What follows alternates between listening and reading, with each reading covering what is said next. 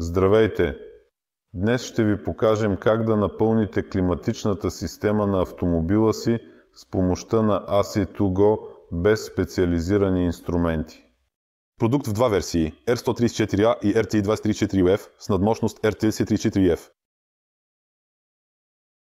AC2Go е екологичен агент, който не навлияе върху озоновия слой. Предимствата му са, че не изисква вакуумиране на системата при смесване с въздух, охлаждащи агенти и масла, използвани в климатизацията. Ако предположим, че в климатичната система може да има теч, трябва да се използва специален уплътнител преди зареждането на системата. Това ще ни позволи да премахнем изтичането и ако го няма, да действаме предварително. Това означава, че в случай на такъв изтичане, то ще бъде запушено веднага. За да използвате уплътнителното приложение, първо трябва да намерите ниското налягане на климатика, свържете специално разработения апликатор. След това, използвайки шприц, свързваме го с уплътнителя и го вкарваме в системата преди да я заредим с желаното съдържание.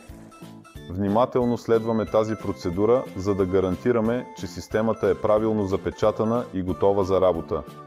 Това е важна стъпка, която помага да се предотврати изтичането на материала и осигурява надеждна функционалност на системата. Вече сме поставили уплътнител. Сега преминаваме към зареждане на климатика с препарат AC2Go. Преди да напълним, трябва да стартираме двигателя и да включим климатика. Имаме свързан продукт AC2Go с помощ на апликатор, който се свързва към климатичната система. След това затегваме клапата, пробиваме конзервата и я отваряме, за да започнем да зареждаме климатиката с фреон, като следваме указанията в ръководството за безопасна работа и избягваме всякакви нарушения и проблеми. Системата за климатизация е правилно заредена, когато показалецът се намира в областта на синята зона. След зареждане на климатичната система проверяваме изходната температура от вентилационните отвори 5-10 градуса по Целзий. В нашия случай това е около 8 градуса. Ако търсите евтин и добър начин за зареждане на климатика, препоръчвам AC2Go.